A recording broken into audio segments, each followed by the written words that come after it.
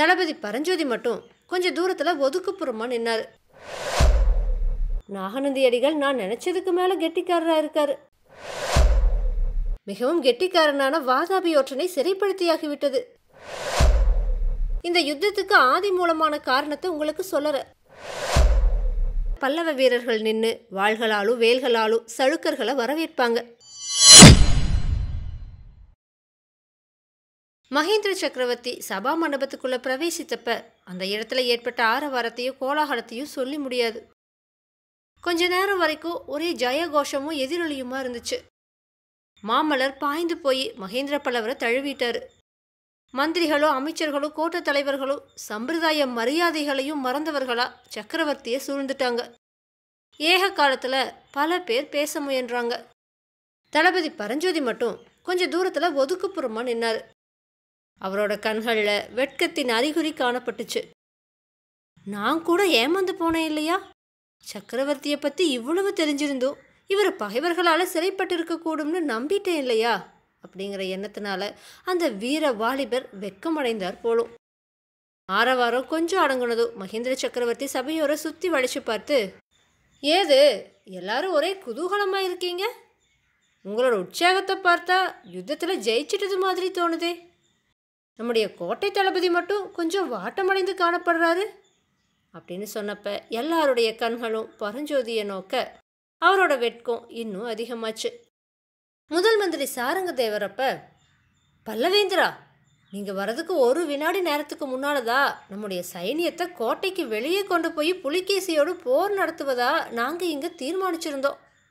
உங்களுடைய வரவுனால அதுக்கு இடமில்லாம போயிட்டுதேன்னு நம்முடைய கோட்டை தளபதிக்கு வருத்தமா இருக்கலாம் அப்படின்னு சொன்னாரு. என்ன நம்முடைய சைனியத்தை கோட்டைக்கு வெளியே கொண்டு போவதா உத்தேசமா? இந்த அபூர்வமான யோசனையை யார் செஞ்சது? சேனாதிபதி, எப்படி என்னுடைய கட்டளையை மீற துணிஞ்சீங்க? உமக்கு கூட என்கிட்ட நம்பிக்கை இல்லாம போயிடுச்சா அப்படின்னு பல்லவேந்திரர் சிம்ம கர்ஜனை போன்ற குரல்ல கேட்க, சேனாதிபதி கலிப்பகையாரோ தாழ்ந்த குரல்ல, பிரபு, நீங்க பகைவர்களால சிறைப்பட்டு இருக்கிறத கேட்டதுக்கு அப்புறமா நாங்க எப்படி கோட்டைக்குள்ள பதுங்கிட்டு இருக்க முடியும்? உங்களை விடுவிக்க முடியாத பல்லவ சைனியம் இருந்து என்ன இல்லாம போனாதா என்ன அப்படின்னு சொன்னாரு. ஆஹா, நான் பகைவர்களால சிறைப்பட்டிருந்தேனா? இது என்ன கதை அப்படின்னு சக்கரவர்த்தி கேட்டப்ப அங்க கூடியிருந்தவங்களுடைய ஆச்சரியத்துக்கு அளவே இல்லாம போயிடுச்சு. கொஞ்ச நேரத்துக்கு முன்னாடி சக்கரவர்த்தியுடைய தூதன்னு சொல்லிட்டு ஒருத்த வந்ததையும் அவன் சொன்ன அதிசயமான செய்தியையும் அதனால அவங்க செஞ்ச தீர்மானத்தையோ முதல் மந்திரி சாரங்க தேவர் சுருக்கமாக சொன்னார். எல்லாத்தையும் கேட்டுட்டு, ஆஹா, நாகநந்தி அடிகள் நான் நினச்சதுக்கு மேலே கெட்டிக்காரராக இருக்காரு. கொஞ்ச நேரம் தாமதிச்சு வந்திருந்தேன்னா காரியம் அடியோடு கெட்டு போயிருக்குமே அப்படின்னு சொன்னார் மகேந்திர சக்கரவர்த்தி. பிரபு, அப்படின்னா அந்த தூதன் சொன்னதெல்லாம் பொய்யா? நீங்கள் பகைவர்கள்கிட்ட சிறைப்படலையா அப்படின்னு சேனாதிபதி கலிப்பகையார் கேட்டார். மகேந்திர பல்லவர் அதுக்கு, அது பொய் தான். நான் பகைவர்கள்கிட்ட சிறைப்படவெல்லாம் இல்லை. அப்படி நான் சிறைப்பட்டிருந்தாலும் என்னை விடுவிக்கிறதுக்காக நீங்கள் படை திரட்டிட்டு புறப்பட்டிருக்க வேண்டியதில்லை. என்னை விடுவித்துக்கொள்ள எனக்கு தெரியும். முன்பின் தெரியாத தூதனுடைய வார்த்தையை அவ்வளவுக்கு நீங்கள் நம்பிட்டீங்களே. நாகநந்தி நமது எதிரியோட ஒற்றன்கிறத மாமல்லனாவது இல்லை பரஞ்சோதியாவது உங்களுக்கு தெரிவிக்கலையா அப்படின்னு கேட்டார். பிரபு, நீங்கள் சிறைப்பட்டீங்கிற செய்தி என்னுடைய அறிவை குழப்பிருச்சு. பல்லவகுமாரரும் மனசு கலங்கி போயிட்டாரு அப்படின்னு சொன்னார் பரஞ்சோதி. அவன் ஒற்றனா? அப்படின்னா சிங்கலட்சணி அவன்கிட்ட எப்படி வந்துச்சு அப்படின்னு முதலமைச்சர் கேட்டார். நான் தான் அவன்கிட்ட கொடுத்தேன். இந்த அதிசாமர்த்தியசாலியான ஒற்றனை கைப்பிடியாக பிடிக்கிறதுக்காகவே நான் வடக்கு போர் முனையிலிருந்து தெற்கு போயிருந்தேன்னு மகேந்திர பல்லவர் சொன்னார். பிரபு, எதிரியோட ஒற்றன்கிட்ட சிங்கலட்சணியை எதுக்காக கொடுத்தீங்க? கொடுத்தப்ப அவன் ஒற்றன்னு தெரியாதான்னு முதல் மந்திரி கேட்டார். 9 மாதத்துக்கு முன்னாடியே தெரியும். நம்முடைய கோட்டை தளபதி காஞ்சிக்கு வந்த அன்னைக்கே அந்த சந்தேகம் என்னுடைய மனசில் உதிச்சுது. வாதாபி ஒற்றர்கள் பல்லவ ராஜ்யம் எங்கும் பௌத்த சங்கங்கள் மூலமாக வேலை செஞ்சு வருவதை அறிஞ்ச. அவங்களையெல்லாம் பிடிக்கிறதுக்காக இத்தனை நாளும் நாகநந்தியை வெளியில் விட்டுருந்த. கோட்டை முற்றுகை தொடங்கிறதுக்குள்ள நாகநந்தியை எப்படியாச்சும் பிடிச்சிடணும் அப்படின்னு தீர்மானிச்சுக்கிட்டு தெற்க போனேன். கடைசியாக மண்டபப்பட்ட கிராமத்தில் கண்டுபிடிச்ச அப்படின்னு மகேந்திர பல்லவர் சொன்னார். என்ன, மண்டபப்பட்டிலா? அப்படின்னு மாமல்லர் தூக்கி வாரி போட்டவரா கேட்டார். ஆமாம் மாமல்லா, மண்டபப்பட்டில் தான். அங்கே நம்முடைய ஆயனரையும் சிவகாமியையும் கூட பார்த்த. அவங்கள பெரும் வெள்ளத்திலிருந்து நீ காப்பாற்றினதை பற்றி சொன்னாங்க. 2 பேரும் சந்தோஷமாக இருக்காங்க. ஆயனர் அங்கே மலைக்கோயில் அமைக்கிற பணியில் ஈடுபடுறதுக்கு தக்க ஏற்பாட்டை செஞ்சுட்டு வந்திருக்க. நாகநந்தியை தேடிட்டு மண்டபப்பட்டுக்கு போனதில் இந்த ஒரு நன்மையும் ஏற்பட்டுச்சுன்னு மகேந்திர பல்லவர் சொன்னார். ஆயனரும் சிவகாமியும் எதிரிகளுடைய ஒற்றர்கள்னு நாகநந்தி சொன்ன விஷம் கலந்த வார்த்தைகள்னால புண்பட்டிருந்த மாமல்லருடைய உள்ளம் இதை கேட்டு குதூகலிச்சுது. அவருடைய மனசில் பொங்கிய உற்சாகம் முகமலர்ச்சியாக பரிணமிச்சுது. பிரபு, ஒற்றனை சிறைப்படுத்தியாகிவிட்டதா அப்படின்னு சேனாதிபதி கலிப்பகை கவலை தோய்ந்த குரலில் கேட்டார். அவருக்கு போர்க்களத்தில் யுத்தம் செய்கிற முறை தான் தெரியுமே தவிர இந்த மாதிரி ஒற்றர் தந்திரங்கள் எல்லாம் தலைவேதனை கொடுத்துச்சு. ஆம் சேனாதிபதி, மிகவும் கெட்டிக்காரனான வாதாபி ஒற்றனை சிறைப்படுத்தியாகிவிட்டது.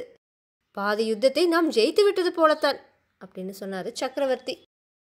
உடனே மாமல்லர் தந்தை கிட்ட துள்ளி வந்து வணக்கத்தோடு கை கூப்பி நின்று, பல்லவேந்திரா, பாதி யுத்தத்தை தாங்கள் ஜெயித்தாகிவிட்டது. மற்ற பாதி யுத்தத்தை ஜெயிக்க எனக்கு அனுமதி கொடுங்கள். நமது வீரப்பல்லவ சைனியத்தை நடத்தி கொண்டு போய் வாதாபி அரக்கர் சைனியத்தை அடியோடு அழித்து நிர்மூலம் செய்ய அனுமதி கொடுங்கள். என்னுடைய அருமை தோழர் பரஞ்சோதியையும் என்னோடு அனுப்பி வையுங்கள் அப்படின்னு சொன்னார்.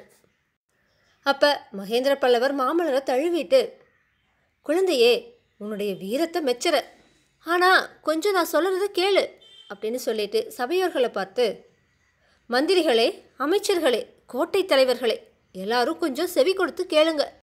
இந்த யுத்தத்துக்கு ஆதி மூலமான காரணத்தை உங்களுக்கு சொல்லற. அதுக்கப்புறமா உங்களோட விருப்பம் என்னங்கிறத எனக்கு தெரிவியுங்க அப்படின்னு சொன்னார். நான் இளம் பிள்ளையா இருந்தப்ப யுத்தம்ங்கிற எண்ணமே இல்லாதவனா இருந்த. என்னுடைய தந்தை சிம்ம விஷ்ணுவுடைய வீர புகழ் தென்னாடெங்கும் பரவி இருந்துச்சு.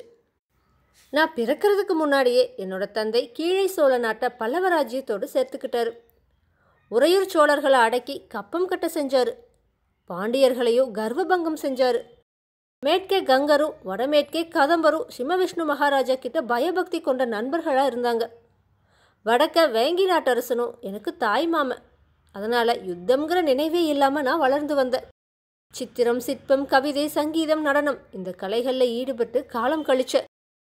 எந்தெந்த தேசத்தில் என்னென்ன கலை சிறந்து விளங்குச்சு அப்படின்னு தெரிஞ்சுக்கிட்டு அந்த கலையில் வல்லார தருவித்து இந்த பல்லவ நாட்டிலும் அந்த கலையை வளர்க்க முயன்ற. இப்படி இருக்கிறப்ப கங்க மன்னன் துர்விநீதனுடைய சபையில் பாரவிங்கிற வடமொழி கவி ஒருத்தர் வந்திருக்கிறதா கேள்விப்பட்டார். அவர் வடக்கே அசலபுரத்தில் இருந்தவர். வாதாபி ராஜகுமாரர்களுடைய சிநேகிதர். புலிகேசியும் அவனுடைய சகோதரர்களும் சிற்றப்பனுக்கு பயந்து காட்டில் ஒளிஞ்சிருந்தப்ப பாரவியும் அவங்க கூட கொஞ்ச காலம் அலைஞ்சு திரிஞ்சார். அதுக்கப்புறமா அவர் கங்க நாட்டு மன்னனுடைய சபையை தேடி வந்தார். துர்விநீதனுடைய மகளை புலிகேசியுடைய தம்பி விஷ்ணுவர்தனனுக்கு மனம் பேசி முடிச்சு அது மூலமாக புலிகேசிக்கு பலம் தேடி கொடுப்பதற்காக அவர் வந்தார். துர்விநீதன் என்னோட தந்தைக்கு பெரிதும் கடமைப்பட்டவன் அப்படிங்கிறது உங்கள் எல்லாருக்கும் நல்லாவே தெரியும். அதனால் கங்கப்பாடியில் நடக்கிற காரியங்கள் எல்லாம் அப்பப்போ காஞ்சிக்கு தெரிஞ்சிட்டு இருந்துச்சு. பாரவி அங்கு வந்திருக்கிறாருன்னு கேள்விப்பட்டதும் அவரை காஞ்சிக்கு வரவழைக்கணும்னு நான் ஆசைப்பட்டேன். என்னோட தந்தையும் அவ்விதமே துர்விநீதனுக்கு செய்தி அனுப்புனார். அதனால் பாரவி இங்கே வந்தார். வந்தவர் காஞ்சி சுந்தரி மேலே மோகம் கொண்டார். இந்த காஞ்சி நகரத்துடைய திருக்கோயில்களும் ராஜ வீதிகளும் பூந்தோட்டங்களும் பாரவியை அடியோடு கவர்ந்துருச்சு. புலிகேசி வாதாபி சிம்மாசனத்தில் ஏறினதுக்கு அப்புறமா அவனும் அவனுடைய தம்பி விஷ்ணுவர்தனனும் பாரவிக்கு ஓலை மேலே ஓலையாக விடுவித்து கொண்டிருந்தாங்க. எதுக்குன்னா வாதாபிக்கு திரும்பி வந்து விடும்படியாகத்தான். ஆனால் பாரவி அதுக்கெல்லாம் இணங்கலை. காஞ்சியை விட்டு போகிறதுக்கு அவருக்கு மனசு வரலை. புலிகேசியுடைய ஓலைகளுக்கெல்லாம் பாரவி தம்மால் வர முடியாதுன்னு மறு ஓலை அனுப்புனார்.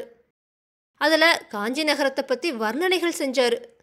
அந்த ஓலைகளில் ஒன்றில் தான் புஷ்பேஷு ஜாதி புருஷேஷு விஷ்ணு நாரிஷு ரம்பா நகரேஷு காஞ்சி அப்படிங்கிற ஸ்லோகத்தை அவர் எழுதினார். இதையெல்லாம் அப்போ படிக்கிறப்ப எனக்கு எவ்வளவோ சந்தோஷமாக இருந்துச்சு. ஆனால் அப்போ அந்த பாரவி கவி மூட்டிய தீதா இப்போ இந்த பெரும் யுத்தமாக மூண்டிருக்குது. புலிகேசி பாரவிக்கு எழுதிய ஓலை ஒன்றில், என்றைக்காவது ஒரு நாள் நான் காஞ்சி நகருக்கு வருவேன், உம்முடைய வர்ணனையெல்லாம் உண்மைதானா என்று பார்ப்பேன் அப்படின்னு எழுதியிருந்தா. அதுவும் அப்போ எனக்கு பெருமையாக தான் இருந்துச்சு. அப்போ வாதாபி சக்கரவர்த்தி காஞ்சிக்கு வரப்ப அவருக்கு பிரமாதமான வரவேற்பு நடத்தணும்னு எண்ணியிருந்தேன். ஆனால் சபையோர்களே, நான் நினச்சதுக்கு மாறா இப்போ கோட்டை கதவுகளை சாத்தி வாதாபி சக்கரவர்த்தியை வெளியில் நிறுத்த வேண்டி இருக்குதுன்னு மகேந்திர பல்லவர் சொன்னார். இத்தனை நேரமும் சபையோர் அனைவரையும் போல ஆவலோடு மகேந்திரர் சொன்ன வரலாற்றை கேட்டுட்டு இருந்த மாமல்லர் குறுக்கிட்டு, பல்லவேந்திரா, எதுக்காக நம்முடைய கோட்டை கதவுகளை சாத்தி தாளிடணும்? வேல்களையும் வாள்களையும் கொண்டு புலிகேசியை ஏன் வரவேற்கக்கூடாது அப்படின்னு சொன்னார். ஆமாம், வரவேற்கத்தான் போகிறோம். நம்முடைய கோட்டை சுவர்கள் மேலே பல்லவ வீரர்கள் நின்று வாள்களாலும் வேல்களாலும் சழுக்கர்களை வரவேற்பாங்க. வரவேற்று நம்முடைய அகழிகளில் இருக்கிற முதலைகளுக்கு விருந்தளிப்பாங்க. நான் சொல்ல ஆரம்பிச்சதை முழுதும் சொல்லிடுறேன். அந்த அரக்கன் புலிகேசி நம்முடைய காஞ்சி சுந்தரி மேலே எத்தகைய மோகம் கொண்டிருக்கிறான் அப்படிங்கிறத நேரிலேயே நான் பார்த்தேன். ஆஹா, காஞ்சியுடைய சௌந்தரியத்தை நான் வர்ணிக்க ஆரம்பித்ததும் அவனுடைய கண்கள் எப்படி ஜொலித்துன்னு தெரியுமா அப்படின்னு மகேந்திரர் இழுத்தார். இது என்ன, புலிகேசியை நீங்கள் நேரில் பார்த்தீங்களா? எங்க, எப்போ அப்படின்னு சாரங்கதேவர் கேட்டார்.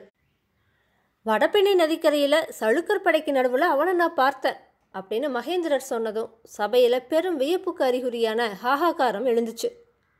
பிரபு, இப்படியெல்லாம் தங்களை அபாயத்துக்கு உட்படுத்தி கொள்ளலாமா? இந்த பெரிய பல்லவ சாம்ராஜ்யம் உங்கள் ஒருத்தரையே நம்பி இருக்குதே அப்படின்னு சொன்னார் முதலமைச்சர்.